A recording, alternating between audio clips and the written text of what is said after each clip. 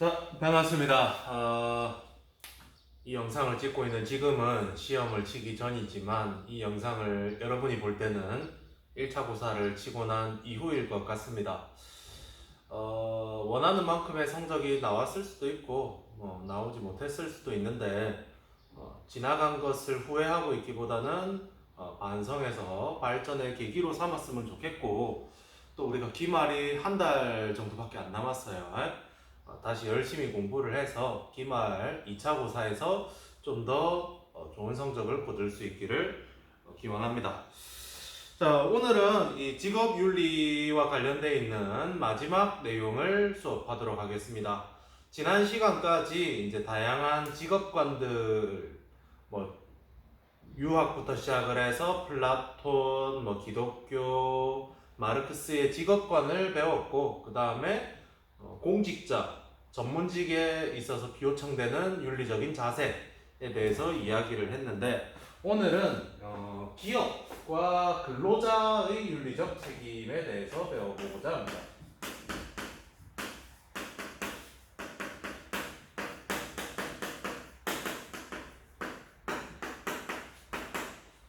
자, 이 기업에 우리가 윤리적 책임을 이야기하기에 앞서서 기본적으로 이 기업이라고 하는 것은 본질적으로 이익을 창출하는 것을 목적으로 삼고 있는 단체죠.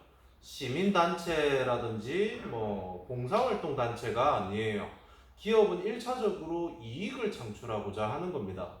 그런데 우리는 이 이익을 창출할 때에도 윤리적인 책임이 필요하다라고 많은 철학자들이 이야기하고 있습니다. 첫 번째로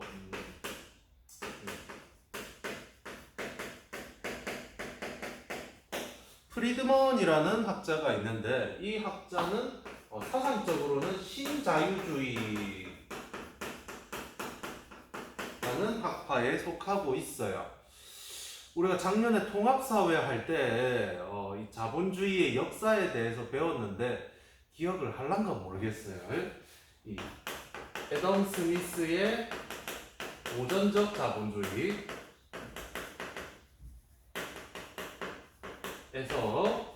시장 실패가 일어나서 대공황이 일어나게 되고, 케인스의 수정 자본주의가 등장한다고 했죠. 그래서 정부가 시장에 적극적으로 개입해서 수요를 창출해야 된다. 그래서 뉴딜 정책이라든지 이런 것들이 활성화되는 것이 수정 자본주의였습니다. 그런데 이 수정 자본주의가 다시 정부 실패, 국가의 이제 잘못으로 인해서 오히려 더 큰 위기가 발생하게 되니까 다시금 국가의 시장 개입을 축소하자라고 하는 신자유주의가 등장하게 되었다고 했죠. 그래서 정부의 개입을 축소하고 시장의 자유를 확대하고자 했던 것이 신자유주의였습니다. 작년에 배웠던 내용이에요. 자, 그래서 프리드먼은 신자유주의이기 때문에 기본적으로 정부가 시장에 어떤 개입을 하기보다는 시장의 자유에 맡겨놓으면 질서가 잡힌다라고 보는 겁니다. 그래서 그 질서 유지를 위해서 기업은 어떤 자세를 지녀야 되는가? 이익을 창출해야 되는데, 이익을 창출할 때는 법의 규칙을 준수하면서 주주의 이익을 증진하는 것이 곧 기업의 사회적 책임이다 라고 보고 있습니다. 우리가 이익을 창출하는 방법은 합법적으로 창출할 수도 있을 것이고 불법적으로 창출할 수도 있을 거예요. 예컨대 공장에서 이익을 창출하기 위해서 오폐수 처리 비용을 아끼기 위해 오폐수를 무단으로 방류할 수 있죠. 남강에다가. 불법적으로 이익을 창출하는 거죠. 하지만 합법적으로 이익을 창출할 때는 그 오폐수 처리를 보다 잘하기 위해서 보다 낮은 단가를 제시하면서 확실하게 처리할 수 있는 업체를 선정한다든지 쓸데없는 비용의 지출을 줄인다든지 하면서 이익을 창출할 수 있잖아요. 그래서 기업이 져야 되는 유일한 사회적 책임은 법의 테두리 안에서 주주들의 이익을 증진하는 것밖에 없다.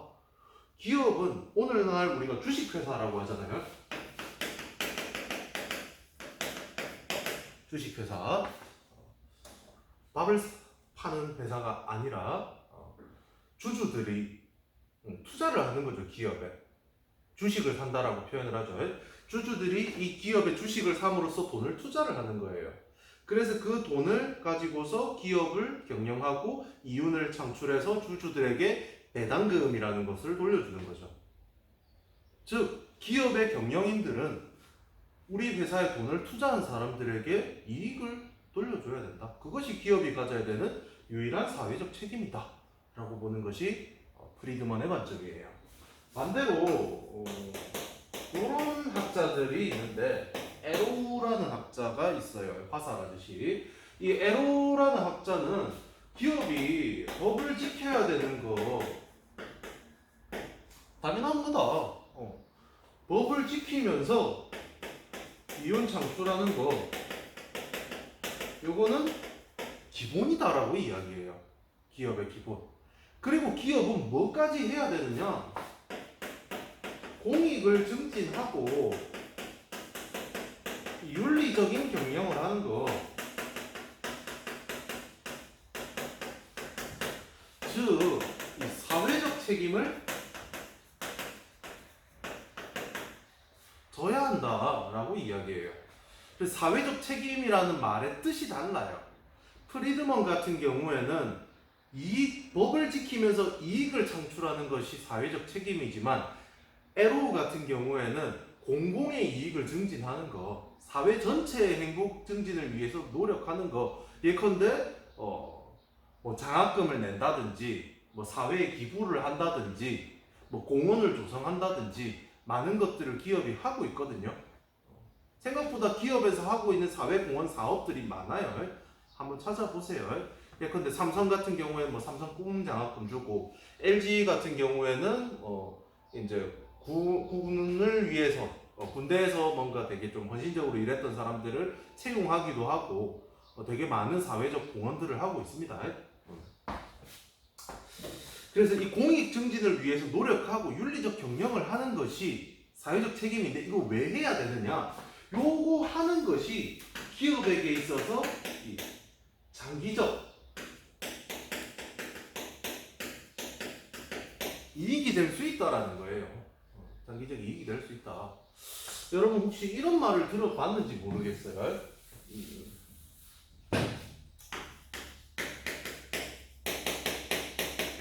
오너 리스크.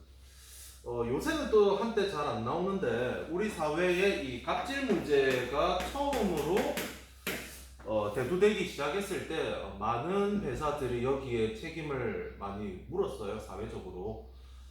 대표적인 기업들이 몇 개가 있는데 이게 라이브 대면 수업이었다면 쌤이 그 기업들을 하나하나 이야기해 줄 수 있지만 이거는 기록으로 남는 유튜브이기 때문에 생략하도록 할게요. 뭐 피자 회사도 있었었고 우유 회사도 있고 여러 가지가 있어요. 알았죠? 갑질 기업들 많이 있습니다. 한번 찾아보세요. 예컨대 오너 일가, 그 기업의 오너 일가의 윤리적 일탈로 인해서 많은 문제들이 생기게 됩니다. 경영에 있어서.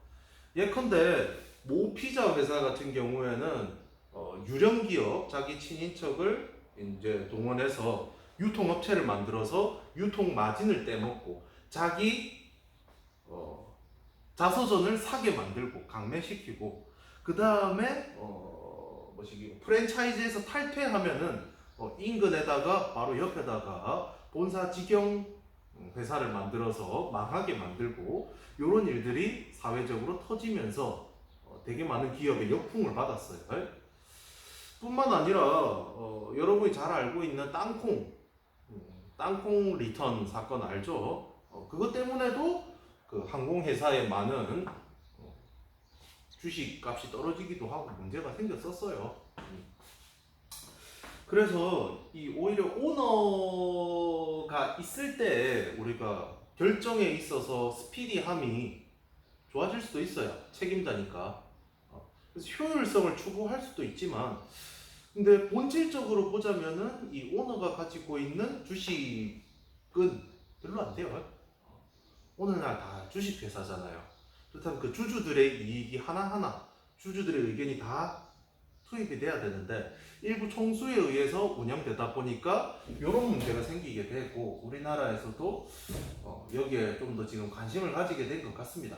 여러분도 경제에 대해서도 관심을 가져야 돼요. 알겠죠? 그래서 이것 때문에 불매운동이 생기죠.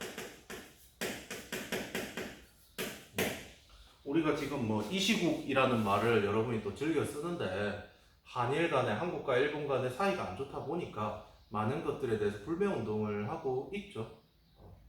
그 와중에 피해를 입는 것들도, 기업들도 많이 있을 거예요. 대표적으로 이 불매운동에 타깃이 됐던 게, 타깃이 되고 있는 게 유니클로인데, 광고 때문에 욕을 엄청나게 먹었어요. 광고는 아마 잘 알고 있을 거라고 봅니다. 80년이나 지난 일을 어떻게 기억하느냐? 우리는 한국사 수업을 열심히 듣고 있기 때문에 기억을 잘 하고 있죠. 그런데 일본은 잘 교육을 안 하고 있나 봐요. 80년밖에 안 된 일을 잘 모르고. 우리는 기원전 2333년에 있었던 단군의 조선건국도 기억을 하고 있는데 80년 된 거 잘 기억하고 있죠. 다시 돌아와서 그 광고를 기획한 사람이 무슨 생각으로 뭐 그 광고를 기획했는지는 뭐 그 사람이 아니기 때문에 알 수는 없죠. 하지만 이 회사에 대해서 우리가 불매를 함으로써 우리나라에서 자본을 투자해서 이 유니클로의 매장을 오픈한 사장, 점주라든지 혹은 거기서 일하고 있는 종업원들, 아르바이트생들이 받게 된 경제적 타격도 우리가 생각을 해야 되는 거죠. 그런데 만약에 이 기업 경영자가 이런 문제에 대해서 앞서서 사죄하고 재발 방지를 약속하고 원만하게 대응을 했다면 충분히 잘 해결될 수 있는 문제였다고 생각을 해요.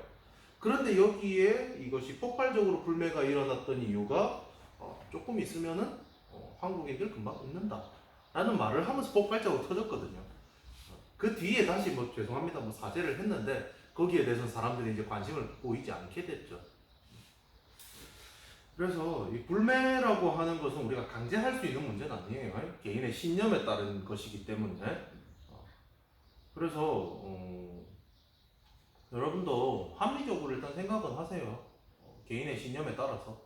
쌤이 해주고 싶은 이야기는 그겁니다. 근데 다시 우리 수업과 관련해서 이야기를 하자면 결국 기업이 경영을 함에 있어서 어떤 방침을 세우느냐, 어떻게 경영을 하느냐에 따라서 이게 기업에 막심한 타격이 올 수도 있다는 거.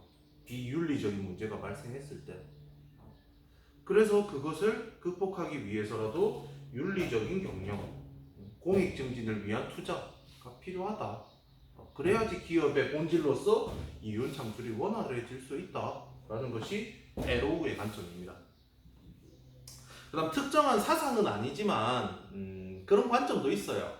비문학으로 출제가 될 때 기업 역시 사회의 구성원이기 때문에 사회 구성원으로서 응당, 자연스럽게 사회 공익 증진을 위해서 노력해야 된다라고 이제 서술할 때도 있습니다. 그럴 때는 그냥 읽고 풀면 돼요.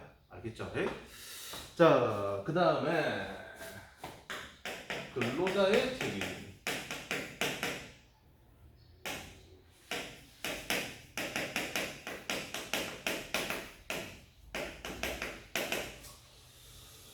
자, 이 근로자, 노동자들은 뭐 기본적으로 임금을 받고 일을 하는 거죠. 봉사활동을 하는 사람들이 아닙니다. 그래서 계약을 잘 지켜야겠죠?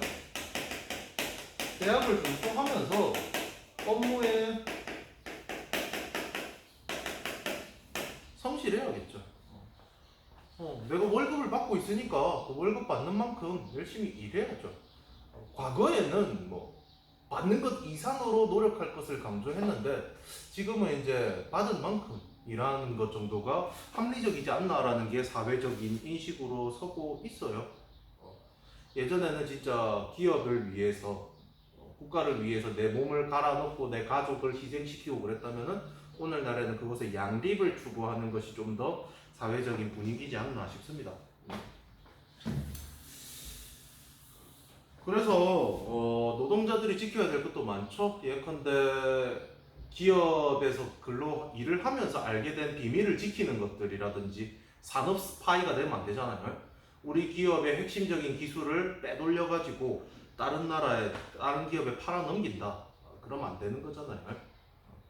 내가 알게 된 비밀을 지키는 것, 그런 것들 중요할 것 같습니다. 그런데 이제 마르크스 같은 경우에는 이 기업, 즉 자본가와 노동자는 갈등 관계로 보고 파도의 대상으로 보았습니다. 하지만 우리는 지금 자본주의 사회, 시장 경제 체제에 살고 있기 때문에 이거 타도해가지고 없앱시다라는 말을 하긴 그렇잖아요. 그래서 우리는 뭘 추구해야 되느냐? 이 협력과 상생을 추구해야 돼요. 함께 잘 살아야겠죠. 혼자 잘 살아서 뭐합니까? 같이 잘 살면 더 좋잖아요. 그래서 기업 같은 경우에는 이 노동자의 권리를 보장해주기 위해서 노력해야겠죠. 노동자도 사람이니까요. 사람의 권리를 보장해주고 정당한 대우를 해줘야겠죠. 그 다음에 근로자는 기업을 위해서 이익 창출 할 수 있도록 해야겠죠. 그러기 위해서 노동자들을 데려온 거니까요.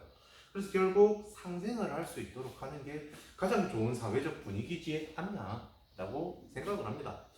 물론 이제 서로의 이익을 위해서 갈등할 때도 있지만 근본적으로는 함께 살아야 되잖아요. 둘 다 망하면, 기업이 망하면 근로자는 일할 데가 없어지고 근로자가 없으면 기업은 이윤을 창출할 수 없으니까요. 물론 다국적 기업이기 때문에 외국으로 가서 갈 수도 있지만 어쨌든 우리가 함께 살 수 있는, 잘 살 수 있는 방법을 찾는 것이 좋지 않나라고 생각을 합니다. 그래서 기업은 기업대로, 근로자는 근로자대로 올바른 자세를 가지는 게 필요하다. 다음으로 부정부패에 대한 이야기입니다.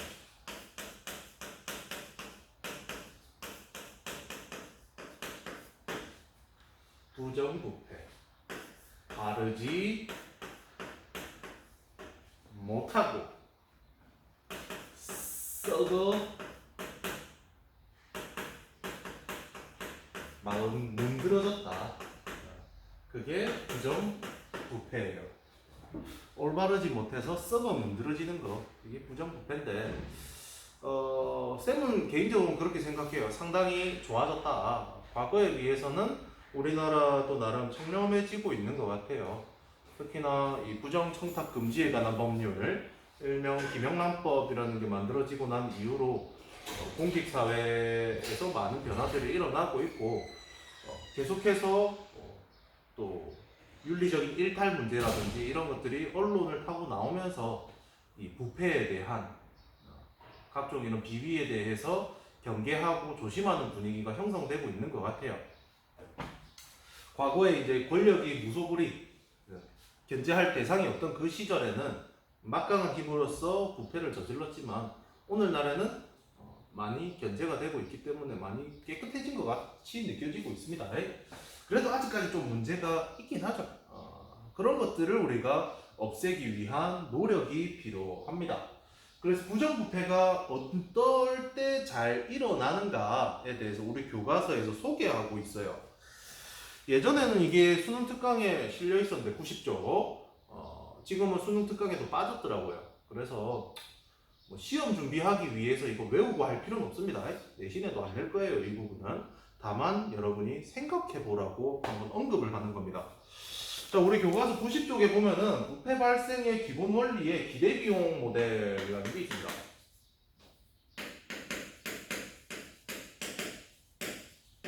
상식적인 이야기예요. 언제 부패가 잘 일어나느냐?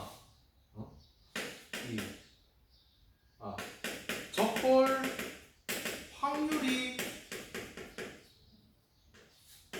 올라가고 걸리고 나서 처벌될 확률도 올라가고 벌칙의 강도도 올라가면 부패가 감소한다는 거예요. 걸릴 확률, 걸리고 나서 처벌받을 확률, 처벌받을 때의 강도 세면 셀수록 부패는 줄어듭니다. 당연한 이야기잖아요. 과거에는 우리가 부패를 저질러도 안 걸렸어요. 그냥 뭐 우리가 남이가 하면서 넘어갔어요. 근데 이제는 걸려요. 걸리면 처벌받아요. 법이 있기 때문에. 그리고 처벌의 강도도 되게 세요. 100만 원, 200만 원 받았다가 그냥 뭐 잘못하면 300만 원 토해낼 수도 있고 잘못하면 파면 당할 수도 있고 참 많은 일이 있을 수 있어요. 그러다 보니까 부패가 줄어들 수밖에 없는 거예요. 상식적인 이야기지. 그 다음 뭐 주인 대리 모델이라는 것도 있는데 이것도 상식적인 이야기예요.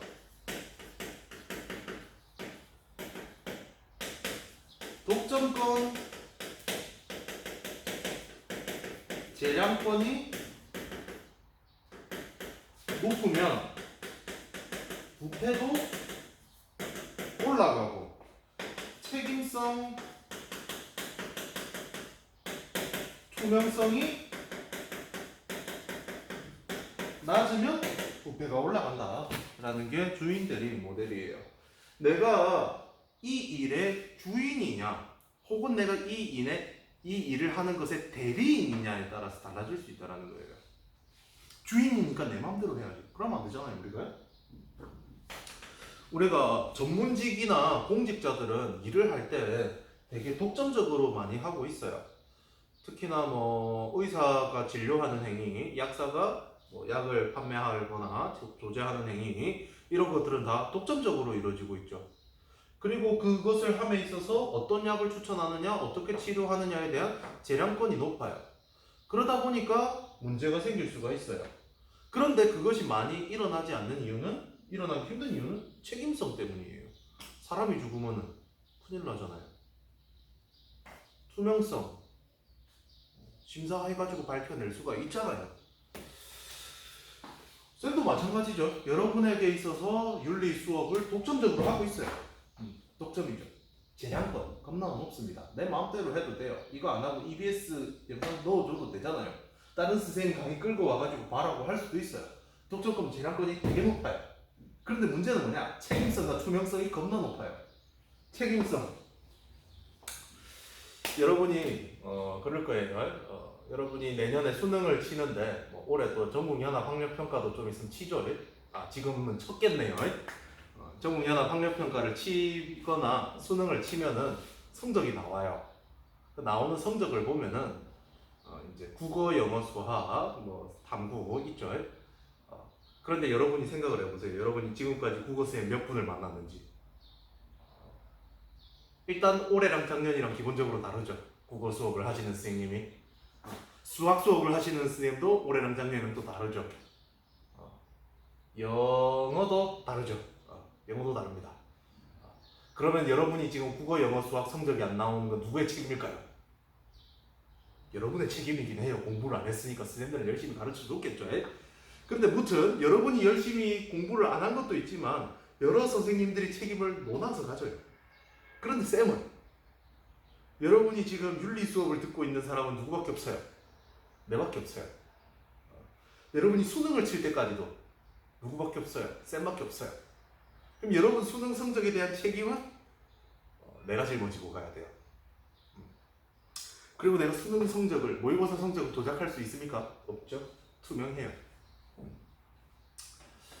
그래서 여러분이 일단 공부는 열심히 해야 돼요. 개인이 열심히 해야지, 여러분이 주도적으로 자율적으로 열심히 해야지 올라가는 거지만, 어찌됐든 쌤은 여러분의 생활과 윤리, 나중에 3학년 때 배우는 윤리와 사상과 관련해가지고 이것 때문에 여러분이 대학을 못 가는 일은 없었으면 해요. 거기에 대해서 책임감을 지니고 있습니다. 이게 여러분이 대학 가는데 도움이 되면 됐지, 발목을 잡으면 안 되잖아요. 또 뿐만 아니라 여러분 인생 살아갈 때 좀 고민해야 될 문제들이니까 나름 책임감을 가지고 수업을 하고 있습니다. 그래서 지금 내 인생에 이렇게 유튜브를 찍게 되고 있고 그렇습니다. 어찌됐든 이런 것들이 없으면은 부패가 커질 수밖에 없습니다. 그래서 우리는 이 부패를 막기 위해서 청렴하게 살아야 돼요. 공직사회에 있어서 가장 지금 중요한 이슈 중에 한 개입니다. 청렴한 거. 그래서 화면 보기도 청렴으로 바꾸래요. 여기까지 생각하고 무튼 막 온갖 연수도 들으라고 하고 막 그렇습니다. 어찌됐든 이 청렴하게 살아야지 우리가 효율성도 올라가고 합리적으로 또 일이 진행될 수 있고 또 신뢰성도 높아지고 더 나아가면 국가 신인도 국가에 대한 신뢰도와 인정에 대한 정도도 올라갈 수밖에 없죠. 부정부패가 많으면 많을수록 국가 브랜드라든지 국가 이미지 이런 것들이 다 떨어질 수밖에 없어요. 그래서 어찌됐든 청렴하게 살기 위한 노력이 필요하지 않나. 그래서 지금 사회적으로 이슈가 되고 있는 문제 중에서 공수처라는 게 있죠. 들어본 적 있을 것 같아요.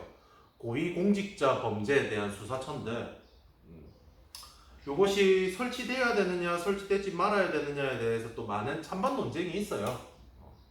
고위공직자들의 부패를 막기 위해서 새로운 기구가 필요하다. 그래서 설치해야 된다라는 찬성 입장도 있고 이것이 오남용됐을 때 오히려 이제 정권이 자의적으로 이제 처벌을 할 수 있는 그런 위험한 도구가 될 수 있다 라고 보는 반대 입장도 있습니다. 쌤은 둘 다 어느 정도 합리성은 있다고 봐요. 그래서 여러분도 이런 지금 우리 사회 이슈가 되고 있는 문제니까 한번 관심을 가지면 좋지 않을까 싶습니다. 특히나 관련된 진로를 생각하고 있는 학생들은 또 탐구해볼 만한 가치가 충분히 있는 것 같고요. 자, 그래서 오늘 여기까지 해서 직업윤리에 대한 수업을 마무리 짓도록 하겠습니다. 여러분이 앞으로 어떤 직업을 갖게 될지는 모르겠지만 그 직업 안에서 여러분이 할 수 있는 윤리적 책임을 다하는 사람이 될 수 있었으면 좋겠습니다. 수고했습니다.